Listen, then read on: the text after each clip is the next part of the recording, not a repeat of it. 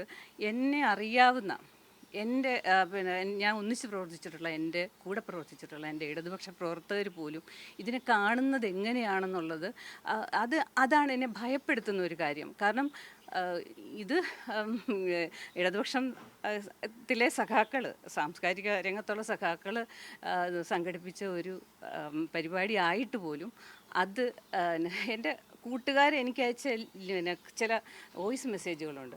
അതായത് ഞാൻ പറയുന്നത് ഒരു മുസ്ലിം വർഗീയവാദമാണെന്നും ഇത് മുസ്ലിം സമുദായത്തിലെ കുട്ടികളൊക്കെ വളർന്ന് പിന്നെ ഒരു വളർന്നു വരുമ്പോൾ അവരൊക്കെ സ്വാഭാവികമായും അവർ ഡോക്ടർമാരായാലും എൻജിനീയർമാരായാലും അവരെല്ലാം ഇതുപോലെയുള്ള പൊട്ടൻഷ്യൽ എന്താ പറയുക ഭീകരവാദികളായി മാറാനുള്ള ചാൻസ് ഉണ്ട് എന്നും വരുത്തി തീർക്കുന്ന ഈ പ്രചരണത്തിന് എൻ്റെ സഖാക്കൾ പോലും, എൻ്റെ കൂടെ പഠിച്ച, എൻ്റെ കൂടെ പ്രവർത്തിച്ച സഖാക്കൾ പോലും വഴങ്ങിയെന്നുള്ളതിൽ എനിക്ക് ഭയങ്കരമായ സങ്കടമുണ്ട്. കഴിഞ്ഞ കുറച്ച് ദിവസങ്ങളായി നടി ലാലി PM വലിയ തോതിലുള്ള സൈബർ ആക്രമണമാണ് സാമൂഹ്യ മാധ്യമങ്ങളിലൂടെ നടക്കുന്നത്.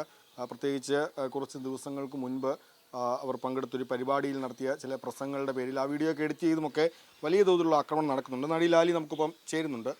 ഏത് സാഹചര്യത്തിലാണ് ഇത്തരൊരു സൈബർ ആക്രമണത്തിലേക്ക് പോകാനുള്ള ഒരു സാഹചര്യം എന്തായിരുന്നു? എനിക്കിതിപ്പോൾ എൻ്റെ ഒരു പേഴ്സണൽ ആക്രമണമായിട്ട് ഞാൻ ഇതിനെ കാണുന്നില്ല, ഒന്നാമത്തെ കാര്യം. കാരണം അതൊരു ആ പ്രസംഗം എന്ന് പറയുന്നത് ഇവിടുത്തെ ഇടത് സാംസ്കാരിക പ്രവർത്തകർ നടത്തിയ ഗാസയിലെ കൂട്ടക്കൊലയും അവിടെ കൊല്ലപ്പെടുന്ന കുഞ്ഞുങ്ങളെയും കുറിച്ചിട്ടുള്ള ഒരു പരിപാടിയിൽ അത് തന്നെ ഒരു ഭയങ്കര വികാരോജ്വലമായ ഒരു സമയമായിരുന്നു. നമുക്ക് അറിയാതെ തന്നെ സങ്കടം വരുന്ന ഒരവസ്ഥയിൽ ഈ കണ്ണീരിൻ്റെ ഒരു സങ്കടത്തിൻ്റെ അങ്ങേയറ്റത്തിൽ ഞാൻ കരഞ്ഞു പോയി. അറിയാമെന്നല്ല, ഞാൻ ആ കരഞ്ഞതിലും പ്രസംഗിച്ചതിലും എന്തെങ്കിലും തെറ്റ് കാണുന്നില്ല. ഏത് സാഹചര്യത്തിലും ഇപ്പോൾ ഒരു കൊച്ച് വെറുതെ റോഡിൽ കൂടി പോകുമ്പോൾ വണ്ടി ഇടിച്ച് മരിച്ചാലും നമ്മൾ ആ കുട്ടികളെക്കുറിച്ച് ചിലപ്പം ചിന്തിക്കുന്നത് അങ്ങനെയൊക്കെ ആയിരിക്കും. വളർന്നു വരുമ്പോൾ അവന് അങ്ങനെയൊക്കെ ആവേണ്ടതാണ് എന്ന് ചിന്തിക്കുന്നതായിരിക്കും. അതുകൊണ്ട് ഞാനിതിനെ ഒട്ടും എൻ്റെ പേഴ്സണലി എനിക്കെതിരായിട്ടൊരു ആക്രമണമായിട്ട് കരുതുന്നില്ല. പക്ഷേ ഇത് ഈ നമ്മുടെ രാജ്യത്ത് വർഷങ്ങളായിട്ട് സംഘപരിവാർ നടത്തിയിട്ടുള്ള ഒരു അജണ്ടയുണ്ട്. അത് പിന്നെ മറ്റുള്ളവരെ അപരവൽക്കരിക്കുക. ഫാസിസത്തിൻ്റെ ഒരു പ്രധാന ഉദ്ദേശം എന്ന് പറയുന്നത് അവരുടെ എതിരാളികളെ അപരവൽക്കരിക്കുകയും ഡീമണൈസ് ചെയ്യുകയും ചെയ്യുന്ന ഒരു പരിപാടി അത് വർഷങ്ങളായിട്ട് നടക്കുന്നുണ്ട്. അതിൻ്റെ ഒരു ഭാഗമായിട്ട് തന്നെ ഒരു ഒന്നാമത് ഈ നമ്മുടെ ഇവിടെയുള്ള സംഘപരിവാറുകാർക്കും അതുപോലെ തന്നെ കാസ പോലുള്ള ക്രിസ്തംഖികൾക്കും ഈ പലസ്തീൻ എന്ന് പറയുന്നത് ഒരു മുസ്ലിം വിഷയമായിട്ട് മാറിയിട്ടുണ്ട്. അപ്പം അതിനു വേണ്ടി പ്രതികരിക്കുന്ന മുസ്ലിങ്ങളെ ഡീമണൈസ് ചെയ്യുക, അതല്ലെങ്കിൽ ആ കൂട്ടത്തിൽ ഇവിടുത്തെ ഇന്ത്യയിലെ അജണ്ടയും കൂടി അത് പൂർത്തീകരിക്കാവുന്ന ഒരു ഉദ്ദേശത്തോടു കൂടി തന്നെ എനിക്കെതിരായിട്ടെന്നല്ല, ഇന്ത്യയിലെ മുസ്ലിങ്ങൾക്കെതിരായിട്ട് നടത്തുന്ന ഒരു ഇത് തന്നെയായിട്ട്. കാരണം നമ്മളിത് കാണാൻ തുടങ്ങി ഇന്നലെ അല്ല. അതായത് ജർമ്മനിയിൽ ഒറ്റ ദിവസം കൊണ്ടല്ല ഒരാളെ പിന്നെ ഈ ഇത്രയും ജൂതരെ ഹോളോകോസ്റ്റ് ചെയ്യുന്ന ഒറ്റ ദിവസം കൊണ്ടല്ല. അതിന് ഹിറ്റ്ലർ ഒരുക്കി കൊണ്ടിരുന്ന ഒരു ഇതുണ്ട്, ഒരു അന്തരീക്ഷം ഉണ്ടായിരുന്നു.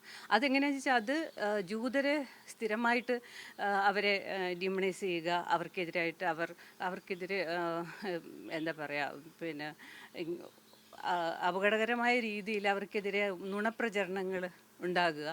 അപ്പോൾ ഇവർ നമ്മുടെ ശത്രുക്കളാണ്, അവർ നമ്മുടെ പെണ്ണുങ്ങളെ തട്ടിയെടുക്കാൻ വന്നവരാണ്, നമ്മുടെ സ്വത്ത് തട്ടിയെടുക്കാൻ വന്നവരാണ്, ഇവർ പ്രശ്നക്കാരാണ് എന്നൊരു ഇത് ഉണ്ടാക്കി വെച്ചിട്ട് അപവാദം അങ്ങനെ സാമൂഹ്യ അന്തരീക്ഷം സൃഷ്ടിച്ചിട്ട് അവരെ ഹോളോകോസ്റ്റിലേക്ക് നയിക്കുമായിരുന്നു. അതിനൊരു പ്രോസസ്സുണ്ട്. ആ പ്രോസസ്സാണ് ഇപ്പം നിലനിൽക്കുന്നതെന്ന് അതിലെനിക്കൊരു സംശയമേ ഇല്ല. അത് തന്നെയാണ് ഇപ്പോൾ എനിക്കെതിരെ. അല്ലെങ്കിൽ ആ വാചകങ്ങളിൽ ഒരു വെറുപ്പിൻ്റേതായ വെറുപ്പിൻ്റെ യാതൊന്നും ഇല്ലാതെ തന്നെ നമ്മൾ പറയുന്ന ഒരു വാചകത്തെ ഇത് എന്താ പറയുക, ഡൽഹിയിൽ നടന്ന സ്ഫോടനവുമായിട്ട് ബന്ധപ്പെടുത്തുക, അതിൽ കുറച്ച് എന്താ പറയുക, നമ്മുടെ ചില മാധ്യമപ്രവർത്തകരുടെ വാക്കുകൾ പോലെ വൈറ്റ് കോളർ ടെററിസം എന്ന് പറയുക. എന്നിട്ട് ഞാൻ പറഞ്ഞ ഡോക്ടർ, എൻജിനീയർ, അല്ലെങ്കിൽ അതിനു കൂടെ ഞാൻ പറഞ്ഞിട്ടുണ്ട് കലാകാരന്മാർ, ആർട്ടിസ്റ്റുകൾ, ഇങ്ങനെ ഓരോന്നും പറയുന്നു, അധ്യാപകരെന്നൊക്കെ പറയുന്നത് ഒന്നും കൂട്ടുന്നില്ല. അപ്പോൾ അതിലെ ഡോക്ടർ, എൻജിനീയർ എന്നുള്ളത് മാത്രം എടുത്തിട്ട് അതിനെ ഇതുമായിട്ട് ലിങ്ക് ചെയ്ത് അതൊരു പ്രത്യേക ടാക്ടിക്സാണ്. അത് ഇന്നലെ ഉണ്ടായതല്ല. അത് പിന്നെ ഫാസിസത്തിൻ്റെ എല്ലാ കാലത്തെയും അവരുടെ പ്രചരണ രീതി തന്നെ ഇതാണ് മുസ്ലിങ്ങൾ. അപ്പം ഞാൻ പ്രത്യേകിച്ചും സോഷ്യൽ മീഡിയയിൽ ഒരു മുസ്ലിം പൊളിറ്റിക്സ് പറയുന്ന ഒരാളായതുകൊണ്ട് അവരെ പെട്ടെന്ന് തന്നെ ഡിമോണൈസ് ചെയ്യുക. എൻ്റെ വാക്കുകളൊന്നും കാണുന്നില്ല, പക്ഷെ അപ്പോൾ ഇതുമായിട്ട് ലിങ്ക് ചെയ്താൽ ഡിമോണൈസ് ചെയ്യാലോ എന്ന് വിചാരിക്കുന്ന. അതുകൊണ്ട് അത് എൻ്റെ മാത്രം വിഷയമായിട്ട് ഞാൻ കാണുന്നില്ല. അത് സത്യത്തിൽ ഇന്ത്യൻ ജനാധിപത്യത്തിൻ്റെ വിഷയമാണ്. ഇന്ത്യയിലെ ജനാധിപത്യത്തിൽ വിശ്വസിക്കുന്ന എല്ലാവരും ഇടപെടേണ്ട ഒരു വിഷയം തന്നെയാണ്. അല്ലെങ്കിൽ അതിൻ്റെ അകത്ത് അഡ്രസ്സ് ചെയ്യണം എന്താണ് പ്രശ്നം എന്ന് അഡ്രസ്സ് ചെയ്യണം. എനിക്ക് ഇതിനകത്തുള്ള വിഷമം എന്ന് പറയുന്നത് സത്യത്തിൽ എന്നെ ഇതിനെ ബാധിക്കുന്നേ ഇല്ല. ഞാൻ ഒരിക്കൽ പോലും അയ്യോ എനിക്കിങ്ങനെ ഒരു സംഭവം ഉണ്ടായല്ലോ എന്ന് ഓർത്തിട്ട് സങ്കടപ്പെടും, അത് ഓർത്തിരിക്കുമോ, എൻ്റെ ഉറക്കം പോവുകയോ ചെയ്തിട്ടില്ല. അതേസമയം എന്നെ വിഷമിപ്പിക്കുന്ന ഒരു കാര്യമുണ്ട്. എന്നെ അറിയാവുന്ന എൻ്റെ പിന്നെ ഞാൻ ഒന്നിച്ച് പ്രവർത്തിച്ചിട്ടുള്ള എൻ്റെ കൂടെ പ്രവർത്തിച്ചിട്ടുള്ള എൻ്റെ ഇടതുപക്ഷ പ്രവർത്തകർ പോലും ഇതിനെ കാണുന്നത് എങ്ങനെയാണെന്നുള്ളത് അതാണ് എന്നെ ഭയപ്പെടുത്തുന്ന ഒരു കാര്യം. കാരണം ഇത് ഇടതുപക്ഷത്തിലെ സഖാക്കൾ, സാംസ്കാരിക രംഗത്തുള്ള സഖാക്കൾ സംഘടിപ്പിച്ച ഒരു പരിപാടി ആയിട്ട് പോലും അത് എൻ്റെ കൂട്ടുകാരെ എനിക്ക് അയച്ച ചില വോയിസ് മെസ്സേജുകളുണ്ട്. അതായത് ഞാൻ പറയുന്നത് ഒരു മുസ്ലിം വർഗീയവാദമാണെന്നും ഇത് മുസ്ലിം സമുദായത്തിലെ കുട്ടികളൊക്കെ വളർന്നു വരുമ്പോൾ അവരൊക്കെ സ്വാഭാവികമായും അവർ ഡോക്ടർമാരായാലും എൻജിനീയർമാരായാലും അവരെല്ലാം ഇതുപോലെയുള്ള പൊട്ടൻഷ്യൽ എന്താ പറയുക ഭീകരവാദികളായി മാറാനുള്ള ചാൻസ് ഉണ്ട് എന്നും വരുത്തി തീർക്കുന്ന ഈ പ്രചരണത്തിന് എൻ്റെ സഖാക്കൾ പോലും, എൻ്റെ കൂടെ പഠിച്ച, എൻ്റെ കൂടെ പ്രവർത്തിച്ച സഖാക്കൾ പോലും വഴങ്ങിയെന്നുള്ളതിൽ എനിക്ക് ഭയങ്കരമായ സങ്കടമുണ്ട്. അതാണ്. അപ്പം നമ്മുടെ ഇപ്പോൾ പലസ്തീൻ വിഷയത്തിൽ നമുക്കറിയാം പാർട്ടി എടുത്ത നിലപാട് എന്താണെന്നും പാർട്ടിയുടെ മുതിർന്ന നേതാക്കൾ അതിന് അനുകൂലമായി സംസാരിക്കുമ്പോഴും അണികൾ, അപ്പോൾ സ്വരാജിൻ്റെയൊക്കെ ഇതൊക്കെ ഞാൻ നല്ലപോലെ ഓർക്കുന്നുണ്ട്. ഫേസ്ബുക്കിലെ ഒരു പിന്നെ ഇതിന് എന്താ പറയുക ഫേസ്ബുക്കിൽ ഒരു റൈറ്റപ്പ് ഒക്കെ ഉണ്ടായിരുന്നു.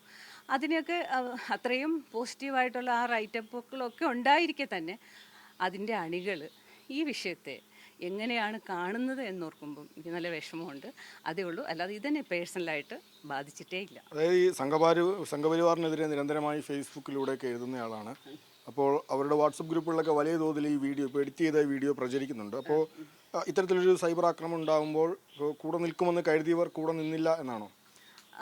കൂടെ അത് കാരണം അവരത് ഇത്ര ശ്രദ്ധിക്കുന്നില്ല. പിന്നെ പലരും അവരുടെ പിന്നെ വാട്സപ്പ് ഗ്രൂപ്പുകളിൽ അവർ നടന്ന ചർച്ചയിൽ പറയുന്നത് പോലും ഞാൻ എന്താ പറയുക ഇപ്പോൾ ഒരു മുസ്ലിം വർഗീയതയുടെ ഭാഗമാണെന്നും അവരിപ്പം പഴയ ലാലിയല്ല, അവർ പിന്നെ മുസ്ലിം വർഗീയതയ്ക്ക് വേണ്ടി നിരന്തരം സംസാരിക്കുന്നുണ്ട് എന്നുമാണ് പറയുന്നത്. സത്യത്തിൽ അവർ രാജ്യത്തിൻ്റെ പ്രശ്നം മനസ്സിലാക്കുന്നുമില്ല.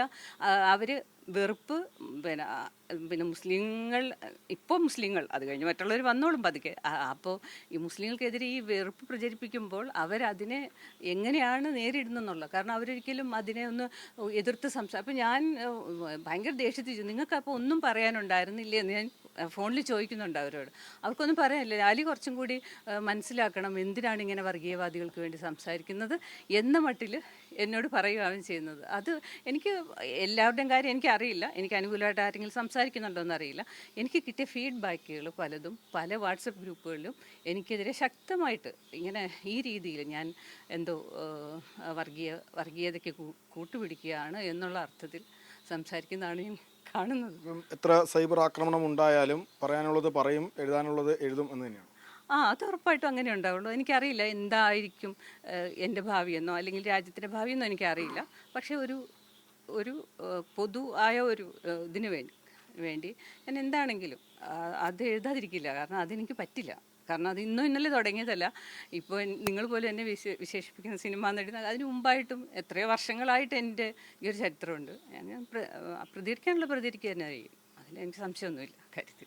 വലിയ സൈബർ ആക്രമണമാണ് കഴിഞ്ഞ കുറച്ച് ദിവസങ്ങളായി ലാലിക്കെതിരെ നടന്നുകൊണ്ടിരിക്കുന്നത്. പക്ഷേ സൈബർ ആക്രമണം കൊണ്ട് തന്നെ തളർത്താനാവില്ല, അല്ലെങ്കിൽ തന്നെ പേടിപ്പിക്കാനാവില്ല. ഇപ്പോൾ നടന്നു വരുന്ന സൈബർ ആക്രമണങ്ങളെ മൈൻഡ് ചെയ്യുന്നുമില്ല എന്ന് തന്നെയാണ് ലാലി പറയുന്നത്. പറയാനുള്ളത്, സംഘപരിവാറിനെതിരെ പറയാനുള്ളത് തുടർന്നും പറയും, എഴുതുകയും ചെയ്യുമെന്ന നിലപാട് തന്നെയാണ്. സച്ചിൻ സജിക്കൊപ്പം നിതിൻ സേവ്യർ, മീഡിയ 1 കൊച്ചി.